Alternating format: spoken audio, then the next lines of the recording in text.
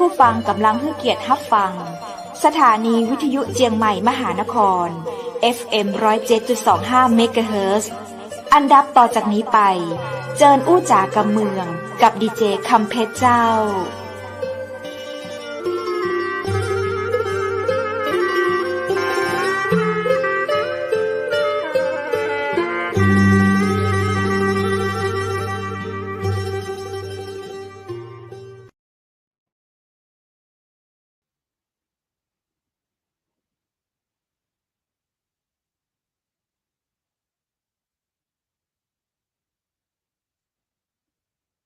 สวัสดีเจ้าสวัสดีคุณผู้ชมที่ฮักและกระตึงหาจับนักนะเจ้า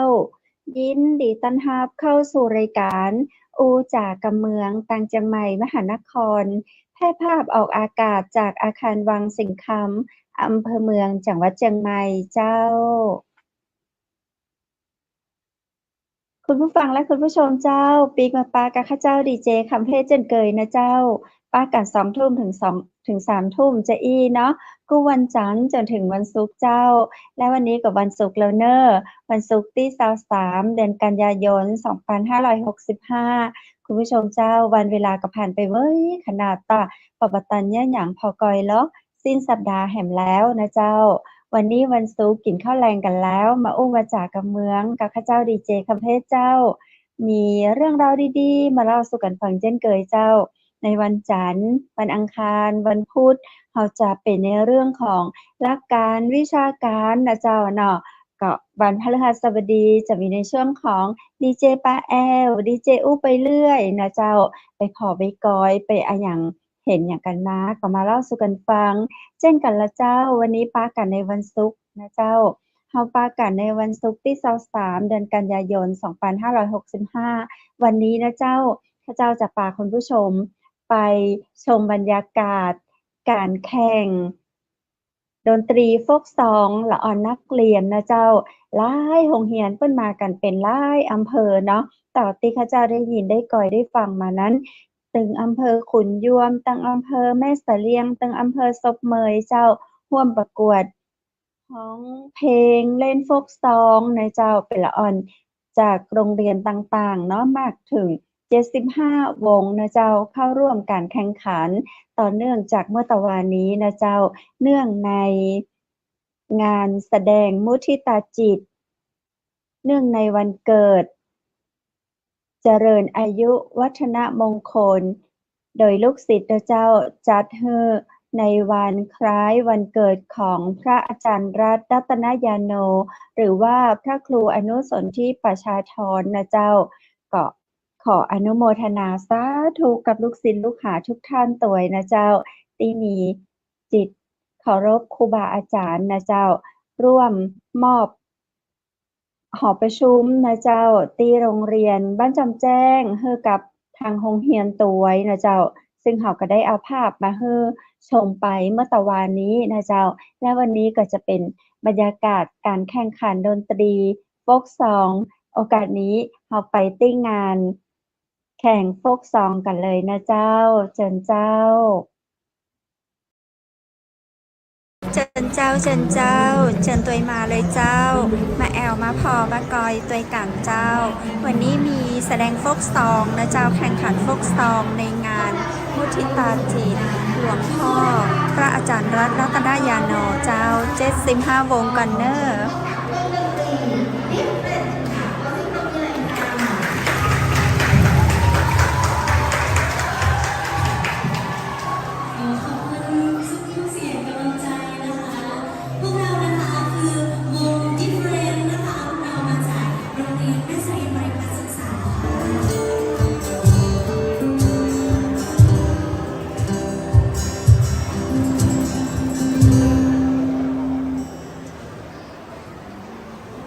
สำหรับบทเพลงแรกของเราเป็นเพลงอะไรนะคะพี่ตาลบทเพลงแรกของเรานะคะก็จะเป็นเพลงใจรักค่ะบทเพลงนี้นะคะก็เป็นเพลงลูกกรุงเพลงเก่าเพลงหนึ่งนะคะที่ความหมายแล้วก็เนื้อร้องเพราะแล้วก็ซึ้งกินใจพวกเรามากเลยนะคะพวกเราเลยเลือกที่จะนำมาขับร้องให้ทุกคนฟังในวันนี้นะคะขอเชิญทุกท่านรับชมและรับฟังได้เลยค่ะ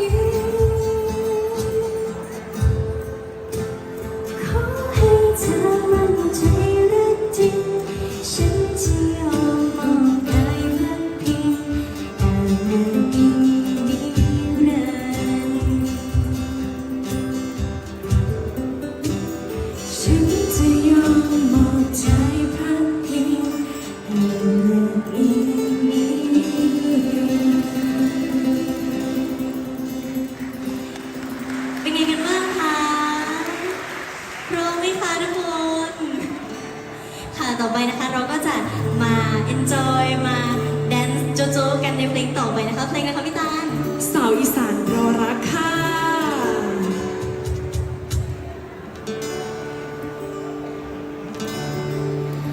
คอยคอยคอยน้องคอยจนอาย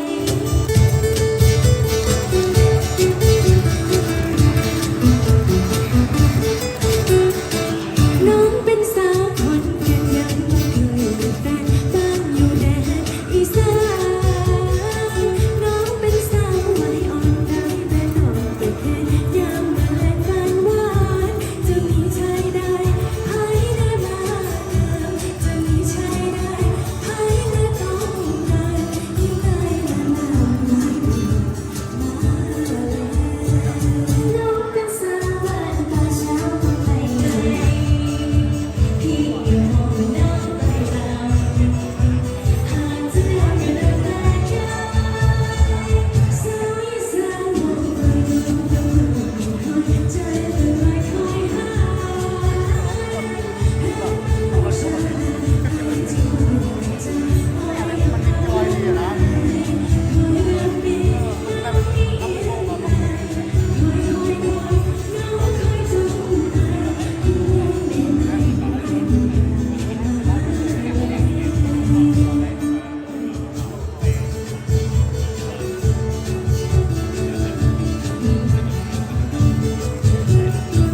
จะให้รู้เดียวที่น้องมีแต่ดูรักดูใจพี่อยู่มองน้องต้นหากจะเดินก็เดินแต่ใจ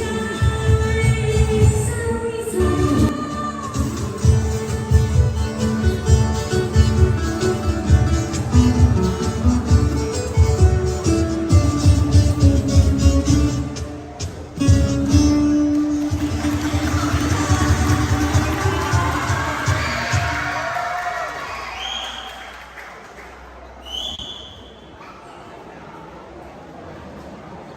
โอ้โหนะครับอันนี้วงยังไม่สองวงนะฮะนี่ครับวงสร้างความสนุกสนานนะครับให้กับผู้ชมผู้ฟังกันมากมายทีเดียวนะครับของเราในวันนี้นะครับ ฟังแล้วอดยกตามไม่ได้เลยใช่ไหมคะ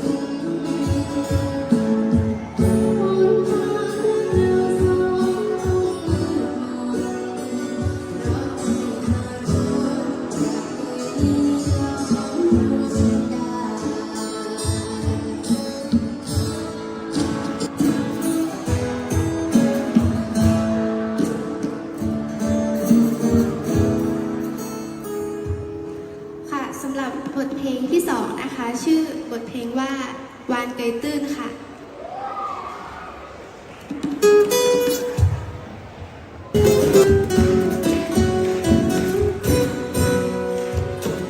มีวันตัวหนึ่งลอยว่ายน้ำมาดูเจ็บช้ำสู้ราว่าจะเกิด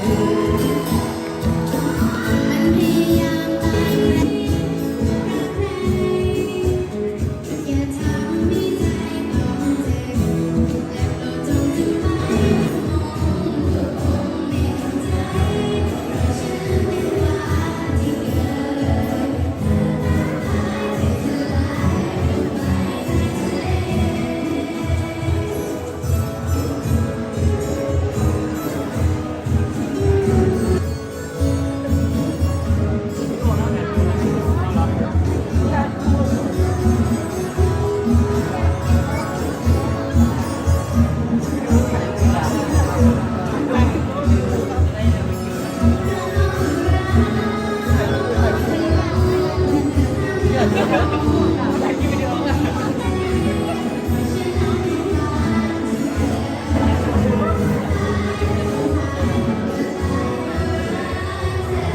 ของการประกวดที่สุดท้ายของวันนี้นะคะฟรีหมดเลยนะครับไม่ว่าจะเป็นกาแฟโมเซเลียนนะครับแล้วก็อาหารข้าวกล่องกับฟรีนะครับ ฟรีนะคะกินอย่างเต็มที่เลยวันนี้นะคะพร้อมรับความบันเทิงจุกๆไปเลยนะคะค่ะก็ขออนุญาตอีกครั้งหนึ่งนะคะตามลุงดอยท่านไหนที่ทำการแข่งขันเสร็จแล้วนะคะรู้สึกหิวข้าวก็มีบริการที่โรงทานของเรานะคะได้บริการในซีดีเหมือนที่ลุงดอยพูดเมื่อกี้นะคะ เกี่ยวเกี่ยวเกี่ยว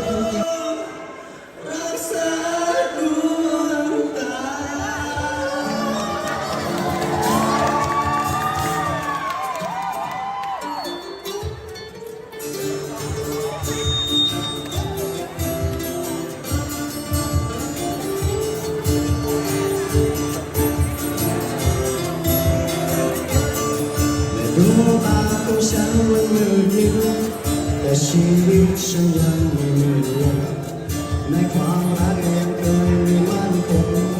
กำลังใจไม่หวนกลับคืนมาไปหมดทางที่หิวโซไม่รู้คืนรู้วันเวลาเพราะเสียเงินเส้นทางที่ผ่านมาคือเมตตาฉันมาเดี๋ย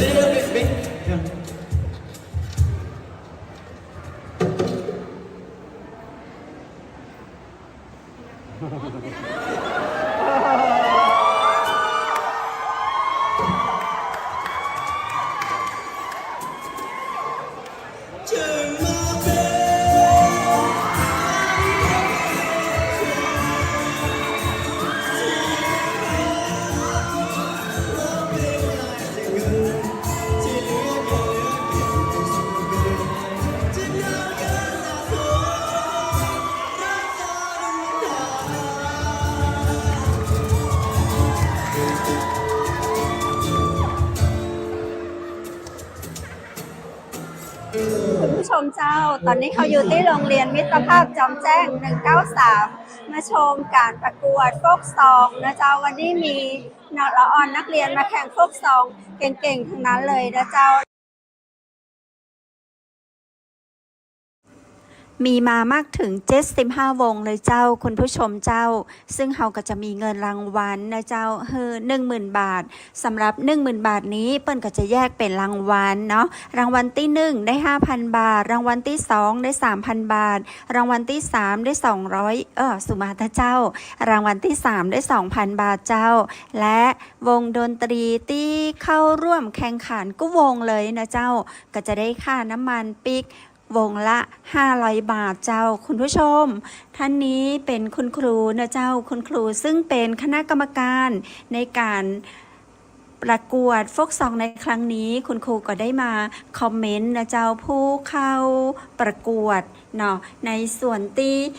น่าชื่นชมคุณครูก็ชื่นชมนะเจ้าในส่วนที่จะต้องไปแก้ไขคุณครูก็แนะนำให้ไปแก้ไขนะเจ้าเป็นคุณครูเกี่ยวกับการใจเสียงการแสดงท่าทางเจ้าเป็นคณะกรรมการตัดสินในวันนี้ต้องขอสุมาภัยตัวว่าทีมงานเฮาบัตันได้สอบถามรายชื่อเสียงเรียงนามสกัมนะเจ้าเสาะหาจ จะถามจื่อเปิ้นหายไปแล้วจะได้เกาะขออนุญาตคุณครูนะเจ้านำภาพมานำเสนอที่นี่เนาะขอบพระคุณคุณครูน่าจะเป็นคุณครูของเฮาตังโรงเรียนมิตรภาพจอมแจ้งนะเจ้าเจ้าของแบรนด์กาแฟภูสิเลียงนะครับวันนี้ได้มาร่วมงานในงานมุทิตาจิตของพระอาจารย์รัตนยโน คุณผู้ชมขอพักดื่มน้ำสักกัมนะเจ้า กิจกรรมวันนี้นะครับก็จะมีการ ของภูสิเลียงนะเจ้าม อบทุนการศึกษา มีตึงนมเย็น ของ มี พระ ตึง อาจารย์รัตนให้กับนักเรียนใน มีตึง เข กา ต แฟเย็น การศึกษา เจ้า พื้นที่เขต2จำนวน75ทุนนะครับแล้วก็มอบเครื่องดนตรีให้กับเทศบาลแม่ยวมแล้วก็มอบเครื่องเสียงให้กับโรงเรียนห้วยโผนะครับแล้วก็มอบหอประชุมของโรงเรียนจอมแจ้งนะครับวันนี้ก็มีกิจกรรมหลายอย่างนะครับกาแฟภูสิเลียงก็ได้มาจัดโรงทานนะครับจัดโรงทานให้กับผู้ปกครองให้กับนักเรียนที่มาร่วมกิจกรรมในวันนี้นะครับภูสิเลียงก็มี 4-5 สาขาด้วยกันนะฮะสาขาแม่เสลียงสาขาจอมทองสาขาเชียงใหม่ที่เทคนิคเชียงใหม่แล้วก็สาขาที่นิคมอุตสาหกรรมลำพูนนะครับโอเค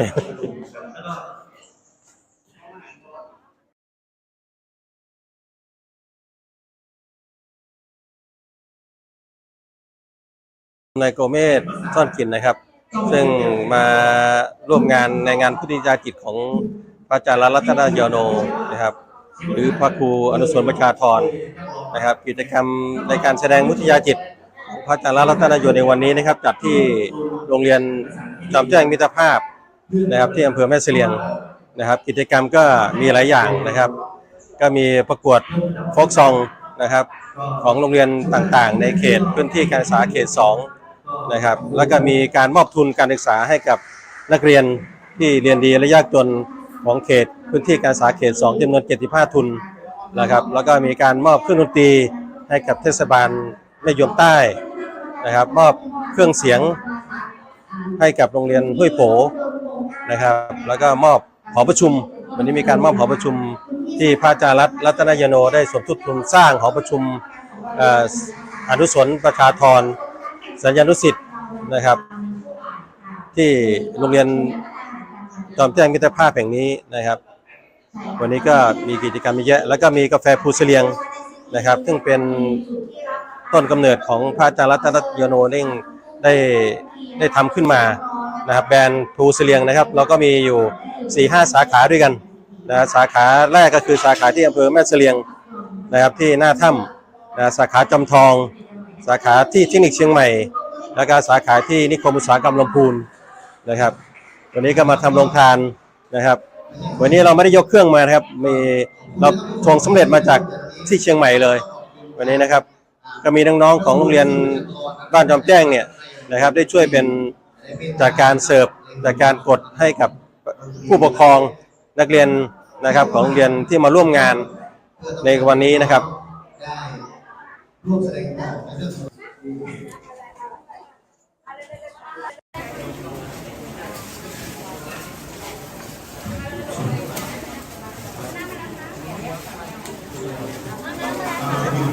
คนต่อไปบอกว่าจะนั่งมาอย่างบอกเปิ้ล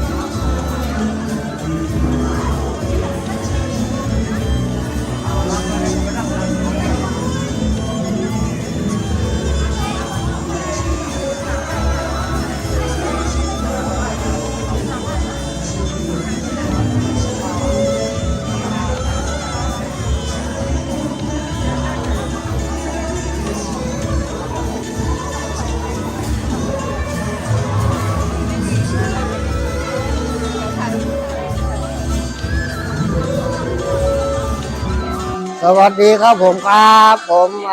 ดีเจดอยมิ่งขวัญการรักษาครับดีเจก็อยู่ที่ไหนนะขึ้นเสียงสารวินบ้างแล้วก็อยู่เชียงใหม่มหานครบ้างวันนี้มาป้าครับดีเจนี่ก็ขอแนะนำตัวครับผมที่เป็นรู้จักกันดีนะครับผม สวัสดีครับลุงเลยครับสวัสดีครับ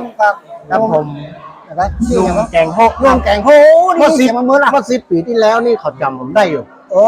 ครับผมห่างไป10 กว่าปีไปอยู่เชียงใหม่ โอ้สวัสดีครับเป็นจำได้อยู่แล้ว ครับเป็นนี่ดีใจที่ได้มางานพระอาจารย์ ครับครับ งานวันเกิดยังครบรอบ75 ปี 75 ปีครับ ลุงดอยประกาศตึงวัน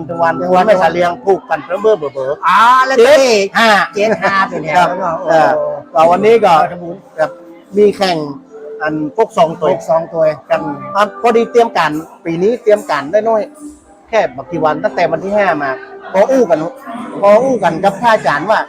อาจารย์ไอ้ที่โรงเรียนที่จะจัดงานที่จอมแจ้งนี่เพิ่นมีอย่างมีอย่างก่อนะครับมีกับบอกคุณกับประถามเพิ่นว่าเพิ่นมีกระแค่มอบรางวัลมอบเครื่องดนตรีแล้วก็หอประชุมแล้วก็จะหึ้งรางวัลมิสุรวมกองเนี่ยเนาะ แล้วก็เขาก็ถามว่าเอ๊ะมันจะง่อมไปกัน งอมเลยกัน ผมก็เลยเสนอว่าอันเขาประกวดพวกซองครับ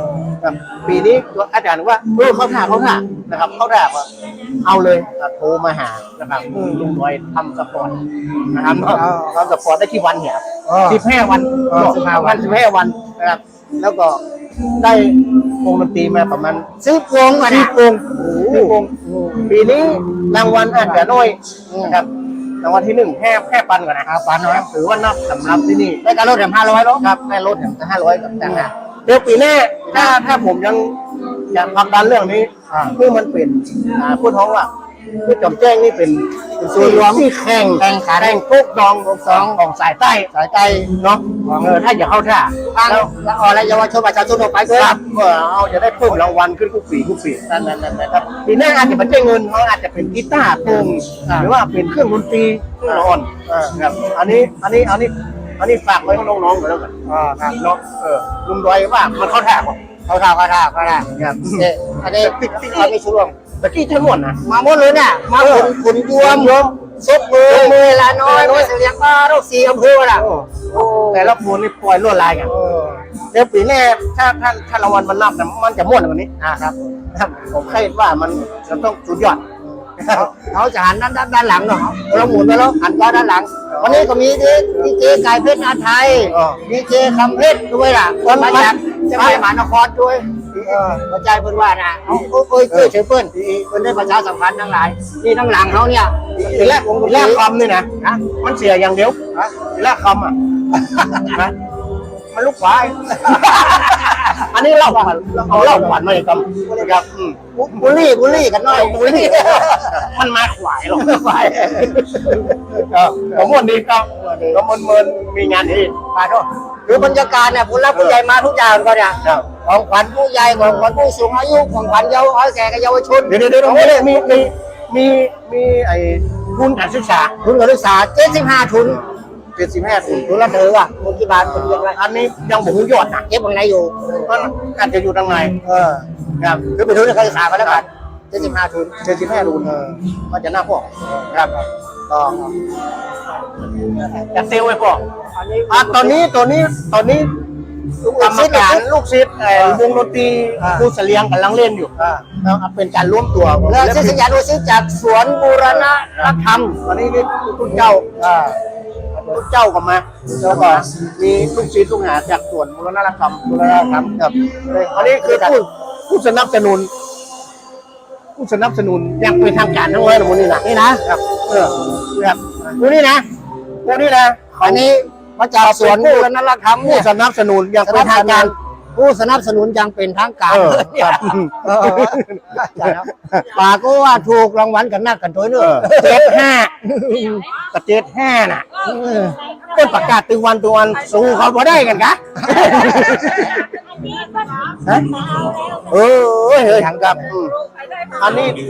นี้ลูกศิษย์หมู่นี้นี่อุ้มไว้เป็นบูดละอุ้มไว้เงินเป็นบูดอันนี้ลุงดอยได้หน่อยหนึ่งได้หน่อยหนึ่ง เรามาถึงทางนี้เนาะอัน อันนี้มาจากกับผู้สนับสนุนจากเป็นทางการเนี่ยจากรายการนี้นี่เหมือนกันนี่ป้าหน่วยสวนบูรณะธรรมป้าหน่วยน้องไร่จันมีหลายท่านได้ชี้กันไหมว่าอันนี้ FC ส่วนบุญอะไร FC นั่นอะไร FC นะกินแล้วเนาะลำก็เข้าไปจะเลี้ยงลำอยู่แม่นะตอนแม่นะอนุสรณ์ประชาตอนแม่นะยางรถเต็มกระเดือกตอนปิ๊กก็เต้ยางรถกระเบนนะมันต่างบุญอันนี้อะไรวะวงดนตรีวงเสียงแล้วก็กำลังตั้งวงกันเพราะว่าตั้งร้านกาแฟพูดเสียงเพื่อเป็นเจ้าภาพในเครื่องดนตรีโอ้ได้บอกเครื่องดนตรีนี่ตัวเองครับตื้อพระอาจารย์สนับสนุนมากับมือกับแก้งก็แล้วก็ไม่ยวมเนาะแล้วห้วยบูที่มันสนับสนุนเรื่อง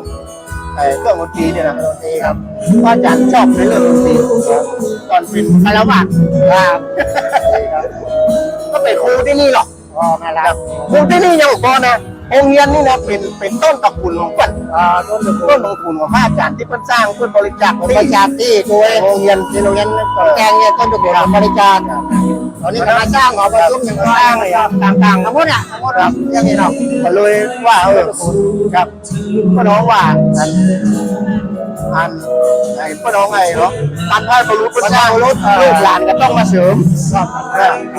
ลูกหลานก็มาเสริมเนี่ยก็พอละไหวล่ะกับนักใครนี่ก่อนจะเอานี่ไปเมียลุงน้อยกินข้าวยังเรียบร้อยแล้วครับแจกข้าวห่อของหวาน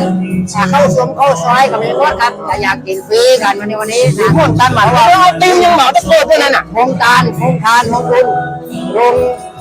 โครงการบุญมุทิตาจิตนะโครงการบุญมุทิตาจิตแต่พระอาจารย์ไอติมยังไม่ได้เปิดด้วยไอศครีมมดนะครับแล้วก็มีหน่วยงานทั้งหลายมาโอ้วันนี้มี2 งานนะคุณด้วยวันนี้มี2 งานกับเจ้าสารวัตรเอามาแล้วว่าแล้วก็มารวาดถวายสารพัดจำนวน15 รูปในพระสงฆ์พุทธิมาเนรพุทธิสงฆ์เนี่ยพุทธิสงฆ์หรือว่าพุทธิสงฆ์เนี่ยถวายเจ้าวัดมารวาดเนี่ยพุทธิหลังใหม่ถึงหลังออกมาคนกันหลายด้วยที่ไปบอกแล้วอันนี้หอประชุมแก่โรงเรียนเนี่ยหลังหอประชุมใหม่หอประชุมรัตนบุญญาณสิทธิ์รัตนบุญญาณสิทธิ์โอเค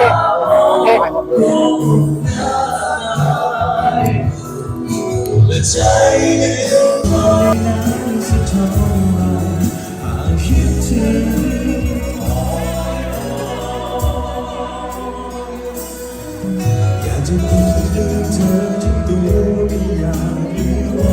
ใครได้ยินอยากได้ยินเพียงเสียงของเธอเพียงบอกรักเธอถึงฉันผู้เดียว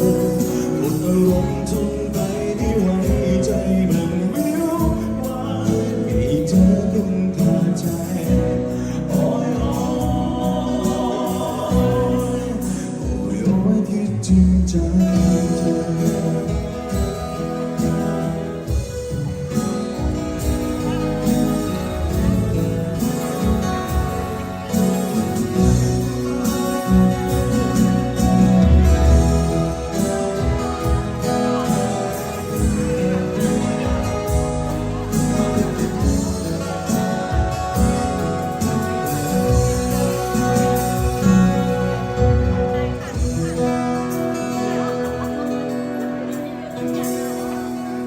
ก็จบไปแล้วนะครับสำหรับเพลง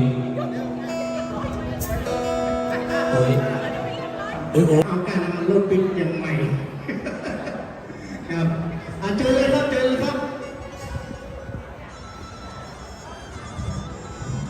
ปีนี้รางวัลนักนะครับแม่นก่อนหูแม่นแล้วนะครับปีหน้ารางวัลจะได้เลยนี่นะครับได้ยินว่าเดี๋ยวต้องเป็นวันรอดในการครับเป็นอะไรรีบๆมานะครับ เรียนนะครับที่มาแข่งฟุตซอลครับรีบมาเอาก้านน้ำมันหมากันบีบแอนโคโซกเอาไปแล้ว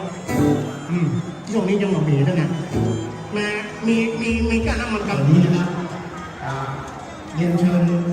คณะศิษยานุศิษย์ทุกท่านนะครับตั้งไว้เลยนะครับ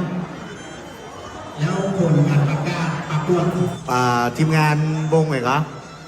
ภูเสลียง ภูเสลียงนะครับตอนนี้มอบรางวัลไปก่อนครับครูแก้วครับอันนี้มาครบแล้วครบหรือยังอันนี้กราบนมัสการพระอาจารย์ก็นะครับสุแม่เด้อตะกี้เมาห้องเพลงรัตนยาโดนะครับซึ่งซ้อมมากี่ปีแล้วซ้อมตบว่าผิดพลาดไม่ขออภัยพระอาจารย์ได้ยินไหมซ้อมมาถึงตี 2เลยเนี่ยผิดพลาดประการใดครับคุณนุชรับไปคนเดียวสัมภาษณ์มารับได้ที่ครูแก้วนะครับซึ่งนั่งข้างหน้านี้นะครับน้องๆนักดนตรีนะครับอดใจรออีกสักครู่ถ่ายรูปเหมือนกันอดใจรออีกสักครู่นะครับเดี๋ยวทางคณะกรรมการจะทำการประมวลผลแล้วก็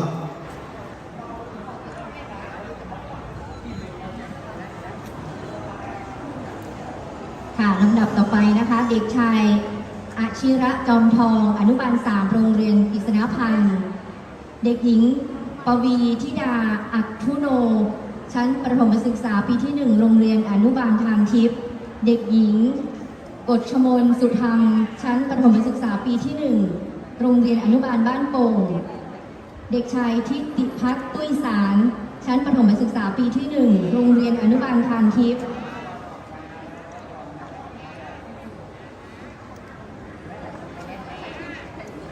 ค่ะชุดแรกนะคะขออนุญาตค่ะตอนนี้ขอให้น้องๆนะคะหันมาแล้วก็ทุกคนลงมือขึ้นทุกคนนักเรียนลงมือขึ้นไหว้กับพระอาจารย์3นะกราบครั้งที่ 1ครั้งที่ 2ครั้งที่ 3ต่อไปหันหน้กับทั้งหมดขวาหันกำลังหันดูก่อนหันไปนู้นแล้วก็เดี๋ยวหันก่อนหันให้ครบก่อนแล้วปันทุก5ของโน้นค่ะขอแสดงความยินดีกับน้องๆด้วยนะคะที่ได้รับทุนการศึกษาในครั้งนี้ค่ะทุนละ 1,000 บาทมานับไม่เป็นไรครับขาดไปคนหนึ่งเอามาเพิ่มแต่ว่าทางนี้นะลูกนะนักเรียนจับปูใส่กระด้งเพราะว่าคุณครูรู้ดีเพราะอาจารย์รับก็เป็นครูบาอาจารย์เก่ามาก่อนก็ไปประกาศต่อไปเชิญประกาศชื่อต่อไปชุดที่ 2นะคะเริ่มจากเด็กชายนฤบดินทร์พิไรสุขนะคะชั้น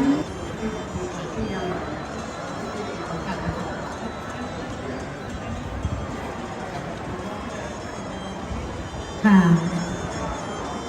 และ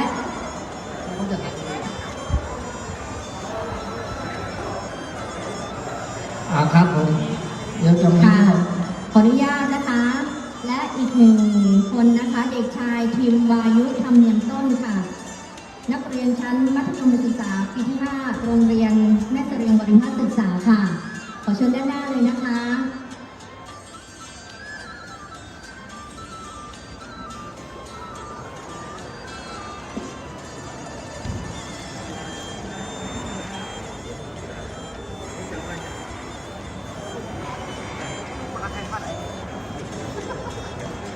ช่วงนี้ก็จะเป็นช่วงพิธีสวนต่อนะครับขอบคุณนะน้องเชื่อค่ะขออนุญาตรับรองว่าอาจารย์จะ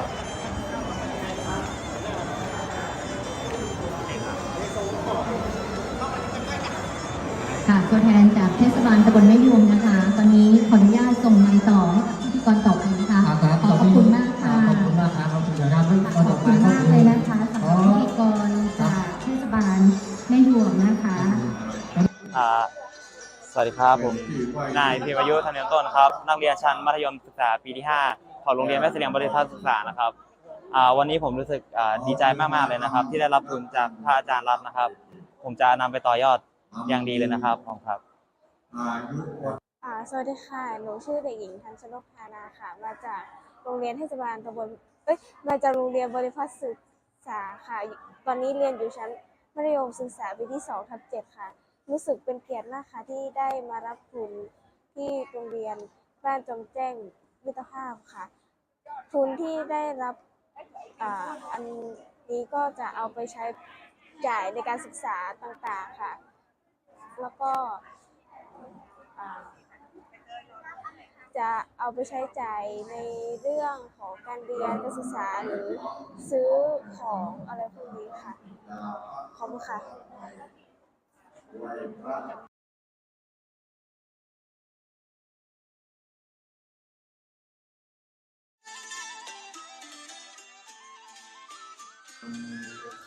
สวัสดีครับผมชื่อเด็กชายธนโชติมีคำฉลาดครับอยู่โรงเรียนบ้านจอมแจ้งมิตรภาพที่193ครับอยู่ม2/2ครับผมเป็นเกียรติอย่างยิ่งครับที่ได้มาทำกิจกรรมในวันนี้นะครับก็มีกิจกรรมอย่างเช่นการขายน้ำและให้บริจาคน้ำด้วยครับแล้วก็มีการช่วยการยกของให้กับคนที่มาทำกิจกรรมในวันนี้นะครับการจัดเก้าอี้ในเมื่อวานนะครับแล้วก็ได้รู้จักทุกคนครับที่ไม่เคยรู้จักครับขอบคุณครับ ทีมยากุซ่าค่ะขอเสียงปรบมือหน่อยค่ะขอแสดงความยินดีด้วยนะคะจากโรงเรียนสังวาลวิทยาหรือว่าแม่หอกนะคะแม่หอก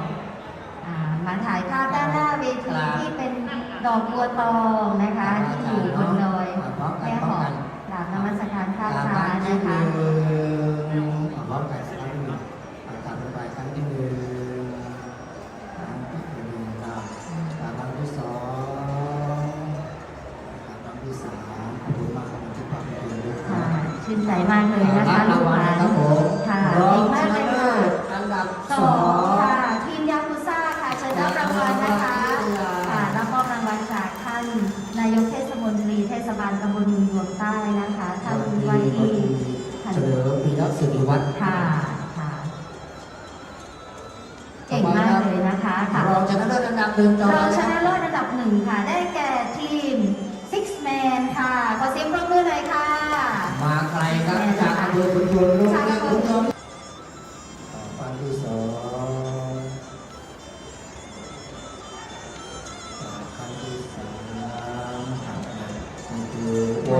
ซิกแมนนะคะจากคุณโยวิทยาค่ะเป็นเชิญนะคะรับมอบของรางวัลช่วยรางวัลนะคะพร้อมค่ะชายล้วนค่ะจากวิทย์ไม่ใช่มือหรือเปล่ามีหลายๆใจนะคะวันนี้ประทับใจมากๆในทุกทีมปัญ นะคะ ญาชมพูค่ะโค้ชเอกดนตรีโอ้ค่ะผ่านทุกทีมค่ะเราชนะเลิศครับขอเสียงปรบมือให้ทีมชนะเลิศของเราอีกครั้งหนึ่งนะคะทีมน้ำเมย65ค่ะวันนี้ขอชื่นชมทุกทีมนะคะทั้ง10ทีมทำได้ดีมากเลยค่ะนอกจากนั้นก็ได้รางวัลสวัสดีครับพวกเราวงน้ำเมย65นะครับมาจากโรงเรียนศกเมยวิทยาคมครับวันนี้ก็รู้สึกดีใจครับแล้วก็เป็นเกียรติครับที่ได้มาร่วมประกวดฟุตซอลงานมุทิตาจิตของครูบารัตน์ครับก็ได้รางวัลที่1ก็ภูมิใจมากครับเพลงหยาดเพชรครับหยาดเพชรกับวิไลไหลใจครับ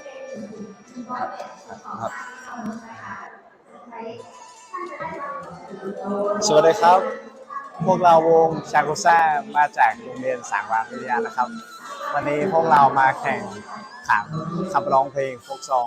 พวกเราได้รางวัลชนะเลิศอันดับ2ครับผมเรียบร้อยครับ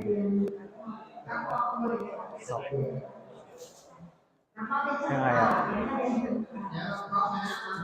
อย่าได้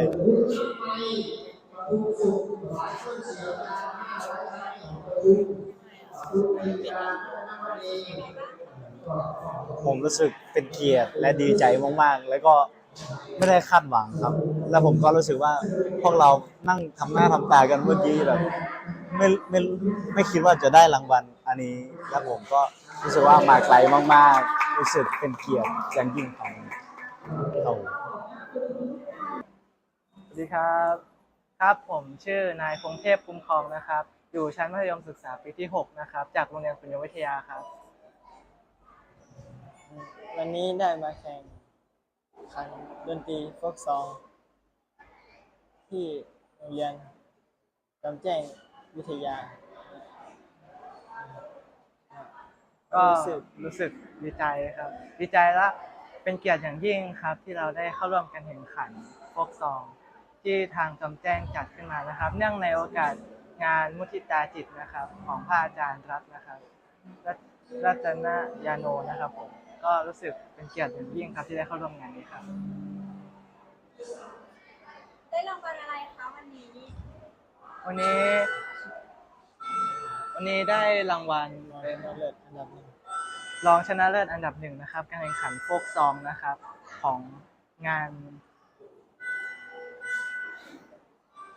แข่งโฟกซองวันนี้เนาะแล้วรู้สึกยังไงบ้างคะรองชนะเลิศวันนี้แล้วร้องเพลงอะไรไปก็รู้สึกว่าภูมิใจในตัวเองครับและภูมิใจในทีมครับที่ช่วยกันเล่นได้ดีนะครับก็วันนี้เราเอาเพลงไม่อยากให้โลกนี้มีความรักของชรินทร์นันทนาครมาเล่นนะครับผมแล้วก็เพลงบ้านบรรดอยขอจันจรัญมโนเพชรมาเล่นครับขอบคุณค่ะสวัสดีครับนั่นนะท้องเพลงนะ3เพลงครับเท่าไหร่ก็รอร้องเพื่อนๆไป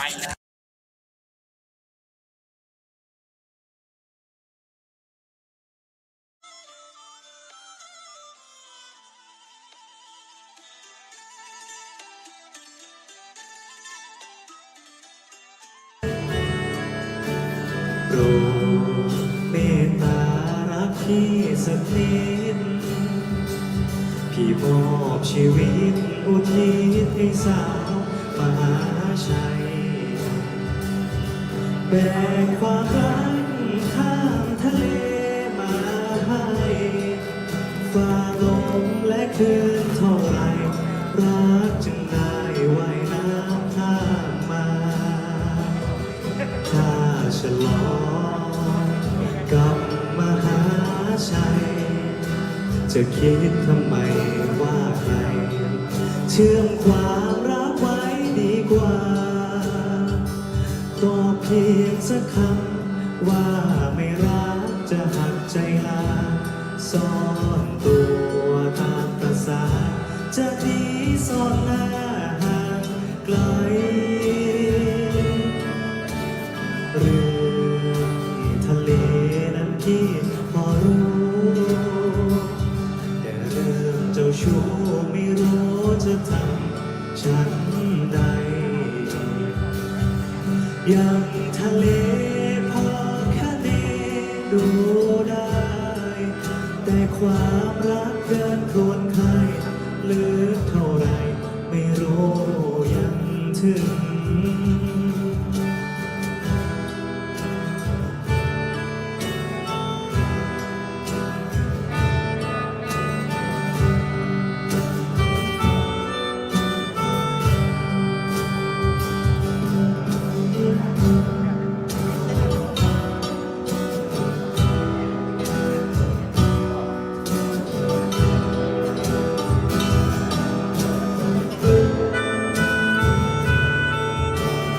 เรื่องทะเลนั้นที่พอรู้แต่เรื่องเจ้าชู้ไม่รู้จะทำฉันใด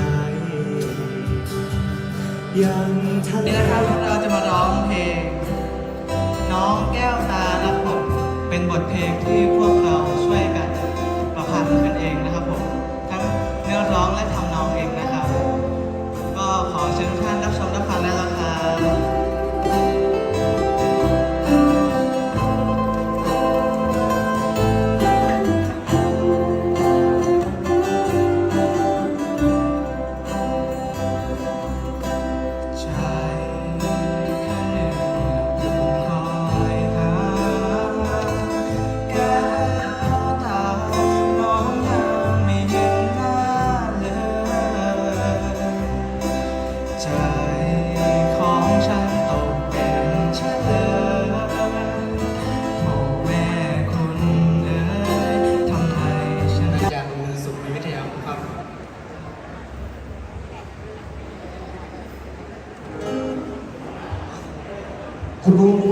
คืนแล้วบอกว่าไม้ตรงนี้แล้วไม้ตรงนี้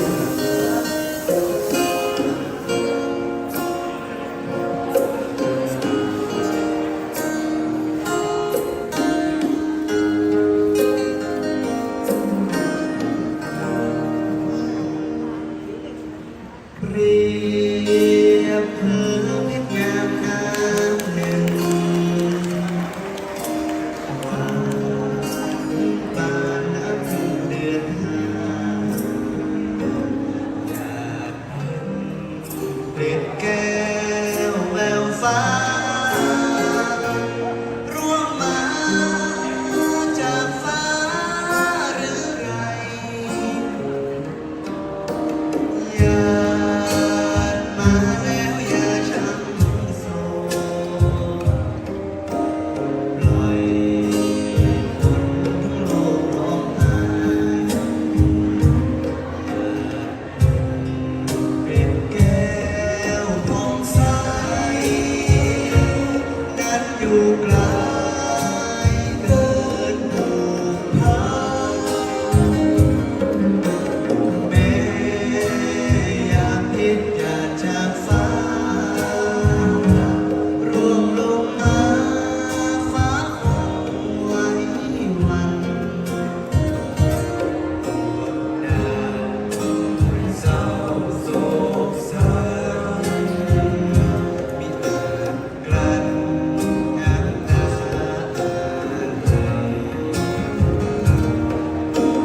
เอื้อมมือไว้อยากเห็นแก้วรักแล้วจึงฝันใฝ่อยากเห็นอยากละอองหอมใสแม้อยู่ในความมืดมน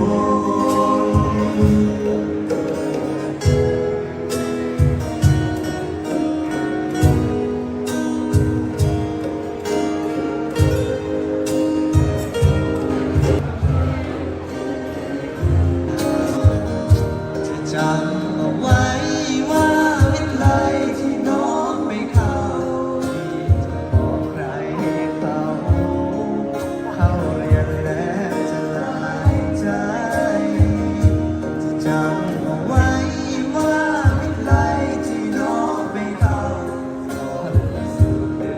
นเราเข้าทำกับพวกผู้ชาย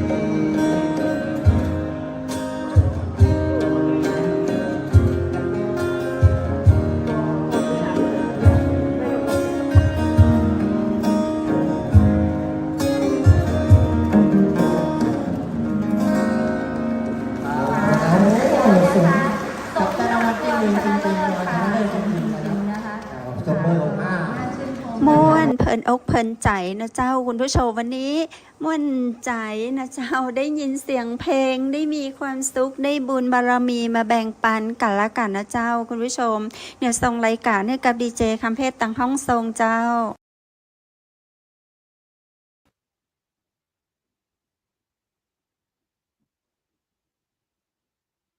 ยินดีจัดมากเลยเจ้าวันนี้เนาะได้พอได้ก่อยได้ชมละอ่อนบ้านเฮาเนี่ยมาเก่งเต้เก่งว่านะเจ้าพอก่อยดูแล้วละอ่อนเฮียนหนังสือตัวนะเจ้าแล้วก็มีการมาฮ้องเพลงเล่นโฟกซองนะเจ้านอกเวลาเปิ้นเอาเวลา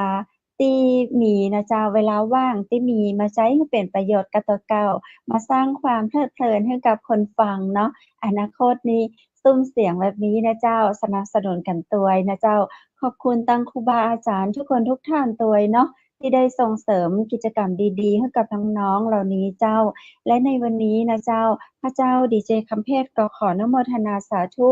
กับลูกศิษย์ลูกหาของครูบาอาจารย์ท่านเจ้านะเจ้าที่ได้จัดงานมุทิตาจิต เนื่องในวันเกิดเจริญอายุวัฒนมงคลแด่พระอาจารย์ราชรัตนยาโน หรือพระครูอนุสนธิประชาธรนะเจ้าท่านเป็นเจ้าอาวาสอยู่ที่พุทธอุทยานสวนบุรณรักธรรมตำบลแม่แหลมอำเภอแม่ริมจังหวัดเชียงใหม่ท่านใดสนใจนะเจ้าอยากจะเรียนสมาธิกับหลวงพ่อ ติดต่อได้นะเจ้าที่เบอร์โทร 0980364744 ได้ตั้งแต่ 8 โมงเมื่อเช้าถึง 4 โมงเมื่อแลงเจ้า คุณผู้ชมเจ้า วันนี้ขอขอบคุณตังโรงแรมแม่เสลียงเวียงงามตัวยนะเจ้า โรงแรมแม่เสลียงเวียงงามเปิดบริการตลอด24 ชั่วโมงสำรองจองห้องพักได้ที่ 053-621-444 นะเจ้า และวันนี้ขอขอบคุณน้ำผึ้งแท้น้ำผึ้งตราสารวินของฝากจากสารวินนะเจ้า น้ำผึ้งธรรมชาติ 100% มีอย.ส่งบริการถึงบ้านตัวไว้สนใจจะได้สอบถามรายละเอียดได้ที่ 0826166889 เจ้า แล้ววันนี้นะเจ้าขอขอบคุณสปอนเซอร์ใจดีนะเจ้ามานาไฟเบอร์ดูแลสุขภาพจากภายในสู่ภายนอกเจ้ากินง่ายนะเจ้าช่วยให้พุงยุบนะเจ้าจะชงกินหรือจะเป็นแบบมานาสติ๊กก็มีนะเจ้าคือแบบเกี๊ยวกินได้เลยนะพกพาสะดวกแต่ใครชอบกินแบบน้ำนะเจ้าเฮาก็ฉีกซองใส่น้ำแก้วก้นๆแล้วก็ดื่มก่อนนอนเพื่อสุขภาพที่ดีเจ้าพุงยุบหรือว่าขี้ปุ่มแฟบลงได้ทันใจเนาะสอบถามรายละเอียดเรื่องของมานาไฟเบอร์ตี 065-423-6107 เจ้าและวันนี้ขอขอบคุณตังโต๊ะจีนนะเจ้าอาหารโต๊ะจีนแสงประเสริฐอาหารโต๊ะจีนเจ้าบริการอาหารโต๊ะจีนสากลทั่วประเทศไทยเลยบอกว่าจะเป็นภาคเหนือภาคใต้ภาคอีสานภาคกลางเนาะแสงประเสริฐโต๊ะจีนยินดีเจ้าที่จะไปบริการท่านที่ต้องการนะเจ้าโทรถามได้ที่ 0904658589 นะเจ้าและวันนี้ข้าเจ้าขอขอบคุณผ้าพิธีกรหญิงจากร้านผ้าพื้นเมืองชุดไทยใหญ่นะเจ้าสนใจจะได้สอบถามรายละเอียดเพิ่มเติมได้นะเจ้าร้านผ้าพื้นเมืองชุดไทยใหญ่นะเจ้าตีเบอร์โทร 0987739789 นะเจ้าขอขอบคุณคุณผู้ชมและคุณผู้ฟังที่ฮักทุกคนทุกท่านที่เป็นกำลังใจให้กันกดหัวใจรัวๆนะเจ้าอย่าลืมกดไลค์กดแชร์กดติดตามเป็นกำลังใจดีๆให้กับทีมงานเชียงใหม่มหานครนะเจ้าวันจันทร์หน้าเราจะปีกับป้ากันแฮมนะเจ้ากับเรื่องราวดีๆเข้มข้นก็จะได้ก็ติดตามเนาะเป็นกำลังใจที่ดีสำหรับวันนี้นั้นข้าเจ้าดีเจคำเพชรและทีมงานเชียงใหม่มหานครขอส่งคุณผู้ชมเข้านอนตะอีละนอขอให้นอนหลับฝันดีราตรีสวัสดิ์เจ้า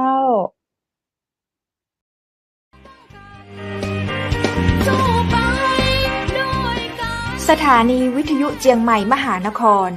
107.25 เมกะเฮิรตซ์ขอแสดงความห่วงใยและเป็นกำลังใจให้ทุกท่านในช่วงการระบาดของโรคโควิด -19 ในครั้งนี้เพื่อลดความเสี่ยงควรสวมหน้ากากอนามัยทุกครั้งล้างมือเป็นประจำขอให้อยู่ที่บ้านให้นักที่สุดด้วยความปรารถนาดีจากหมู่เฮาเจ้าเจียงใหม่มหานครสนับสนุนโดยกาแฟโกแม็กคอฟฟี่และโรงแรมแม่เสรียงเวียงงามโทร 053-621-444 และ 081-595-2883 เราจะฝ่าฟัน